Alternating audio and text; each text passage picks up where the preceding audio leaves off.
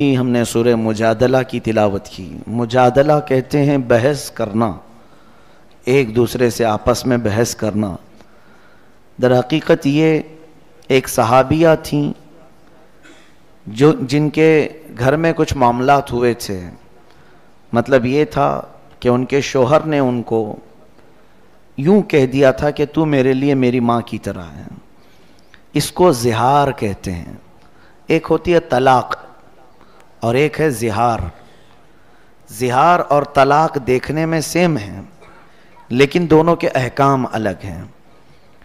میں اکثر یہ کہا کرتا ہوں کہ نوجوان نسل کو بھی یا جو شادی شدہ ہیں ان کو طلاق کے مسائل بھی سیکھ لینا چاہیے، اس لیے کہ ہم داخل ہونے کے راستے تو جان لی ہے لیکن خارج کس سے ہوتا ہے یہ بھی معلوم ہونا چاہیے۔ مثال کے طور پر کسی جگہ آپ انٹر ہو رہے ہیں تو آپ کو یہ بھی معلوم ہونا چاہیے کہ ایگزٹ کہاں سے ہے۔ اسی طرح شادی کے ذریعے سے آپ ایک نئی زندگی میں داخل تو ہو جاتے ہیں، شادی کے مسائل سب سیکھ لیتے ہیں، اور اس میں بھی بہت سارے لوگ نہیں سیکھتے شرعی طریقہ کیا ہے۔ لیکن میں سمجھتا ہوں کن چیزوں سے ٹوٹ جاتی ہے شادی یا نکاح، یہ امپورٹنٹ ہے سیکھنا، تاکہ غلطی سے اس دروازے پر نہ جاؤ۔ بہت سارے لوگ طلاق پوری ہو جاتی ہے تب مسئلہ پوچھنے آتے ہیں۔ اس ڈاکٹر کے پاس علاج کرانے کے لیے اپنے بچے کو لے جا رہے ہیں جو بچہ گھر میں مر گیا ہو، وہ کیا علاج کریں؟ علاج ہوگا؟ ابھی سانسیں باقی ہیں اور بیمار ہے، تب آپ ہاسپٹل لے جائیں تو پتہ چلتا ہے کہ کچھ علاج ممکن ہے۔ لیکن یہاں پر گھر میں پوری طلاقیں دے چکے ہوتے ہیں تب پھر مسئلہ پوچھنے آتے ہیں۔ مسئلہ تو آپ کو خود معلوم ہونا چاہیے کہ جب کوئی مرد اپنی عورت کو 3 مرتبہ طلاق کہہ دے تو اس کے لیے وہ حرام ہو جاتی ہے۔ طلاق مغلظہ اس کو کہتے ہیں اور یہ قرآن سے ثابت ہے، وہ اس کے لیے حرام ہو جاتی ہے۔ اجنبی عورت کی طرح ہو گئی، اس سے فوراً وہ الگ ہو جائے، اب وہ اس کے لیے حلال اس وقت تک نہیں ہوگی جب تک وہ عدت گزارے، پھر کسی اور سے نکاح کر لے۔ اب وہ دوسرا مرد اپنے اختیار سے جب چاہے اسے چھوڑے، پھر اس کی عدت گزارنے کے بعد پھر یہ پہلے شوہر کے لیے حلال ہو سکتی ہے۔ یہ طلاق کا پروسیس جو 3 طلاق ہو جائے۔ ہاں ایک بار اگر کسی نے کہا طلاق یا 2 مرتبہ کہا تو ابھی اسے بچایا جا سکتا ہے، یہ طلاق رجعی اس کو کہتے ہیں۔ اس میں رجوع کر سکتا ہے، واپس لے سکتا ہے، یعنی پھر اس کو دوسرے کسی کے نکاح میں دینے کی ضرورت نہیں، بلکہ خود ہی اس کا ہاتھ پکڑ لے اور کہہ دے کہ میں تجھے واپس کر لیا، تو یہ 1 طلاق یا 2 طلاق میں وہ واپس ہو جائے گی۔ اس کو طلاق رجعی کہتے ہیں۔ بتانے کا مطلب یہ ہے کہ یہ مسائل ہر مسلمان کو معلوم ہونا چاہیے۔ کچھ لوگ یہ کہتے ہیں غصے میں نے بول دیا اسے، تو میاں پیار میں کون بولتا ہے طلاق؟ غصہ آتا ہے تبھی تو یہ ساری چیزیں ہوتی ہیں، غصے پر کنٹرول ہونا چاہیے۔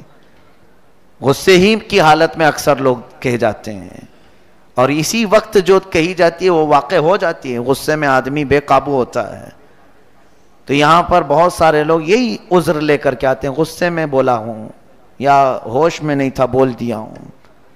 میرے عزیزو، یہ سارے بہانے شریعت نے نہیں قبول کیے، حتیٰ کہ ایسے نشے کے حالت میں بولا کہ آسمان و زمین کو بھی نہیں پہچان پاتا، اس وقت بھی بولا تو بھی واقع ہو جائے گی۔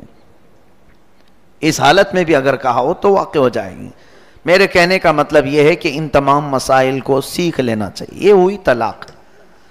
ایک ہے زہار، جو عورتیں تم پر حرام ہیں، مثال کے طور پر تمہاری ماں، بہن، بیٹی، یہ آپ کے اوپر حرام ہے نا، پھوپھی، خالہ، یہ آپ کے لیے ابدی حرام ہے، ہمیشہ کے لیے حرام ہے، ان سے نکاح نہیں کر سکتے تم۔ ماں سے کوئی نکاح نہیں کر سکتا، بیٹی سے، سگی بہن سے، یا پھر اپنی پھوپھی سے یا خالہ سے، کبھی بھی وہ زندگی بھر نکاح نہیں کر سکتا۔ ان کو محرمات ابدیہ کہتے ہیں، یعنی ہمیشہ کے لیے یہ عورتیں تم پر حرام ہیں، نکاح کے لیے حرام ہیں۔ اب ان عورتوں کے ذریعے سے آپ نے اپنی بیوی کو مشابہت دے دی، ان کی طرح کہہ دیا، اپنی بیوی کو کہا کہ تو میری پھوپھی کی طرح ہے، تو میری خالہ کی طرح ہے میرے لیے، یا میری بہن کی طرح ہے، یا پھر ایک عضو کو بھی کہہ دیا کہ تیرا پیٹ یا تیری پیٹھ یا کوئی حصہ میری ماں کی طرح ہے تو اس کو کہتے ہیں زہار. وہ عورت تم پر حرام ہو گئی, طلاق نہیں ہوئی لیکن وہ حرام ہو گئی, اب تم اسے چھو نہیں سکو گے. یہ زہار ہے. اس کے مسائل ابھی آئے نہیں تھے. ایک صحابیہ کے ساتھ ایسا ہوا, عمر دراز خاتون تھی, ان کے شوہر بھی صحابی رسول ہیں, دونوں میں کچھ تکرار ہوئی گھر میں, تو شوہر نے کہہ دیا کہ تو میرے لیے ماں کی طرح ہے. تو وہ روتے ہوئے باہر نکلی اور آئی حضور صلی اللہ علیہ وسلم کے پاس کہ آقا اس مسئلے کو بتائیں, اتنی عمر ہو گئی, بڑھاپا آ گیا, اب جا کر میرے شوہر نے مجھے ایسا کہہ دیا, کیا کروں؟ نبی کونین صلی اللہ علیہ وسلم نے کچھ نہیں بتایا, خاموش رہے, کیونکہ ابھی مسائل آئے نہیں تھے, ابھی کوئی حکم اس مسئلے کے بارے میں آیا نہیں تھا. تو وہ باہر نکلی اور زور زور سے بحث کرنے لگیں اپنے شوہر سے یا کچھ, کہ میرا مسئلہ معلوم ہو جائے, کیا کروں, میں گھر میں رہوں یا باہر جاؤں. وہ چلا رہی تھی. تب اللہ تبارک و تعالیٰ نے جبرائیل امین کے ذریعے آیت نازل فرمائے, قد سمع اللہ قول التی تجادلک فی زوجہا وتشتکی الی اللہ. اللہ نے اس عورت کی بات سن لی جو اپنے شوہر کے بارے میں آپ سے بحث کر رہی ہے اور اللہ کی بارگاہ میں شکایت کر رہی ہے کہ میرا مسئلہ واضح کیا جائے. واللہ یسمع تحاورکما ان اللہ سمیع بصیر. اللہ نے آپ دونوں کی گفتگو کو سن لیا ہے اور اللہ سمیع و بصیر ہے, سنتا بھی ہے, دیکھتا بھی ہے. اب آگے مسائل اللہ نے نازل فرمائے. الذین یظاہرون منکم من نسائہم ما ہن امہاتہم, ما ہن امہاتہم یعنی وہ تمہاری مائیں نہیں ہیں, لیکن اگر تم نے ایسا کہہ دیا تو یہ غلط کیا تم نے, غلط کیا تم نے. اب کیا کرے؟ اللہ تعالیٰ فرماتا ہے والذین یظاہرون من نسائہم ثم یعودون لما قالوا فتحریر رقبۃ من قبل ان یتماسا. ایک غلام کو آزاد کرنا ہوگا جس نے بھی ایسا کہا ہے. غلامی کا زمانہ تو اب ہے نہیں, پہلے غلام ہوتے تھے, ایک غلام آزاد کرو, اب یہ پھر تمہارے لیے حلال ہو جائے گی. نہیں ہے اگر, آگے سنی آیت اور بھی اللہ فرماتا ہے فَمَن لَّمْ يَجِدْ فَصِيَامُ شَهْرَيْنِ مُتَتَابِعَيْنِ مِن قَبْلِ أَن يَتَمَاسَّا. جس کے پاس غلام نہیں ہے تو پھر وہ کنٹینیو 2 مہینے روزے رکھے, تب جا کے وہ تمہیں حلال ہوگی. 2 مہینے مسلسل روزے رکھے, ایک بھی اگر بیچ میں چھوٹ گیا تو پھر اثر 9 رکھے. 60 روزے رکھنا ہوگا. شہرین متتابعین, اللہ نے فرمایا 2 کنٹینیو روزوں, 2 مہینوں کو روزے کی حالت میں گزارنا ہوگا, لیکن اتنے دنوں تک عورت کو چھو نہیں سکتے, وہ تمہارے لیے حرام ہے. اب یہ بھی اگر کوئی نہیں کر سکا 2 مہینے کے روزے, آگے رب تعالیٰ فرماتا ہے فَمَن لَّمْ يَسْتَطِعْ فَإِطْعَامُ 60 مِسْكِينًا. تو 2 مہینے کے روزے نہیں رکھ سکتا تو 60 مسکینوں کو کھانا کھلائے. وہ ایک ٹائم پہ کھلائے یا ایک مسکین کو 60 دن کھلائے, دونوں صورتیں ہیں. اب یہ 60 مسکینوں کو کھانا کھلانے کے بعد پھر تمہاری بیوی تمہارے لیے حلال ہوگی. طلاق کا پروسیجر الگ ہے اور اس کا الگ ہے. یہ زہار کہتے ہیں. یہ زہار کے مسائل شروع پارے میں ہی بیان ہوئے, لیکن خبردار اے میرے عزیزو, کچھ لوگ یہ زہار کو یا طلاق کو گالی سمجھتے ہیں.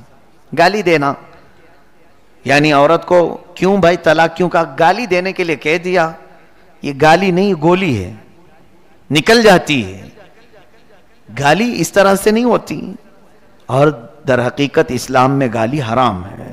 ہاں, ڈانٹنے کی نیت سے تم کچھ اور الفاظ استعمال کر سکتے ہیں, اس کو کسی بھی طرح سے آپ ڈانٹ سکتے ہوں تو دوسرے الفاظ میں ڈانٹیں, لیکن یہ الفاظ طلاق کے یا زہار کے ہرگز نہ بولیں.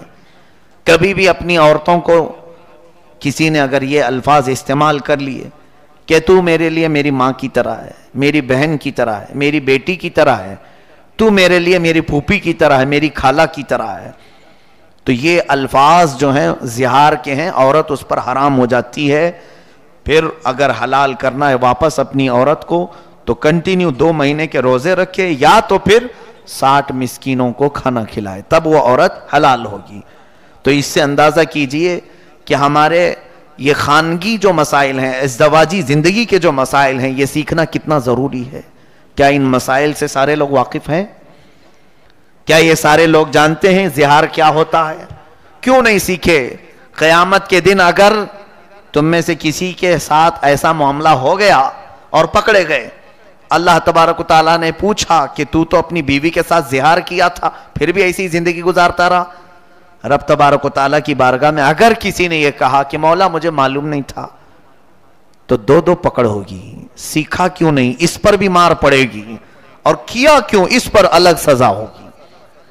جو انجانے میں گناہ کرتا ہے اس کی 2 سزا ہیں، اور ایک نہ سیکھنے کا، کیونکہ اللہ نے فرمایا کہ تمہارے لیے کیا نبی کا حکم نہیں آیا تھا، طلب العلم فریضۃ علی کل مسلم و مسلمہ، ہر مسلمان مرد اور عورت پر اتنا علم سیکھنا فرض ہے جس سے وہ اسلامی زندگی گزار سکے. یہ علم تو ہر ایک مسلمان پر فرض تھا، تم نے نہیں سیکھا، یہ غلطی تمہاری ہے. تو دو سزائیں ہیں وہاں پر، ایک نہ جاننے کی سزا اور ایک گناہ کرنے کی سزا. اسی لیے میرے عزیزوں ان مسائل کو باریکی کے ساتھ یاد کر لو. آج لوگ بڑے بڑے ڈسکشن میں رہتے ہیں، انٹرنیٹ پر مناظرے کرتے رہتے ہیں، اور وہ بھی جس سے ان کا حاصل ہی نہیں، کچھ ضرورت نہیں ہے، ایسی چیزیں پوچھتے رہتے ہیں.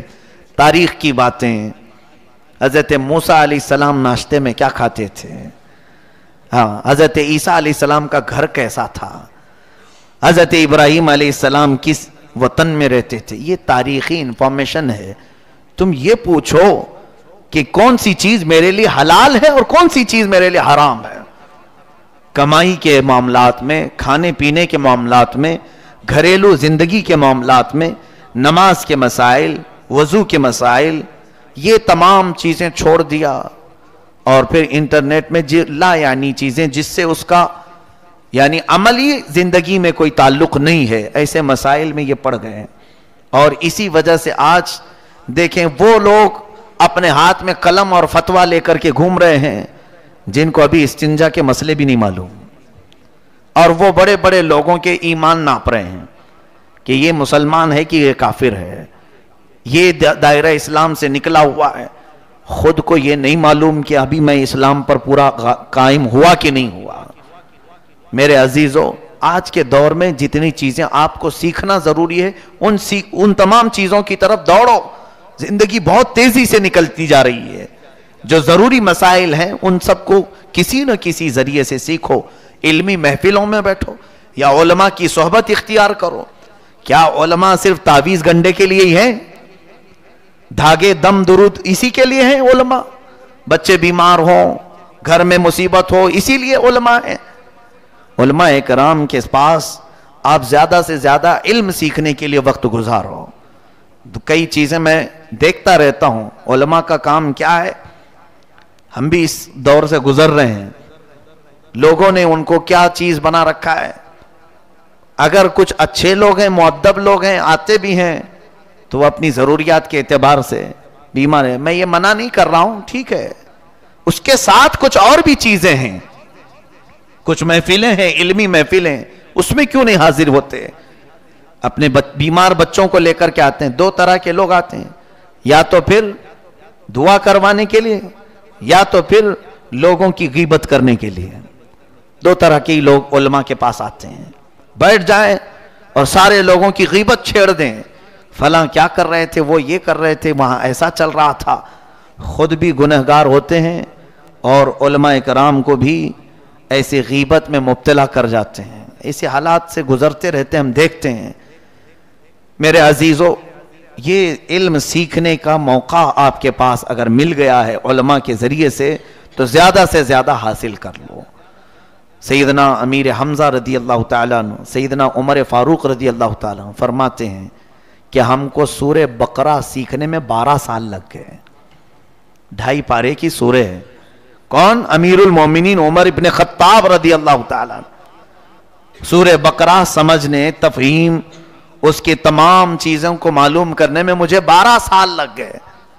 اور خود میرے آقا صلی اللہ علیہ وسلم سورہ ہود کے بارے میں فرماتے ہیں کہ سورہ ہود نے مجھے بوڑھا کر دیا، اور ہم ہیں کہ چھونا بھی نہیں چاہتے. कायदे कवानीन मालूम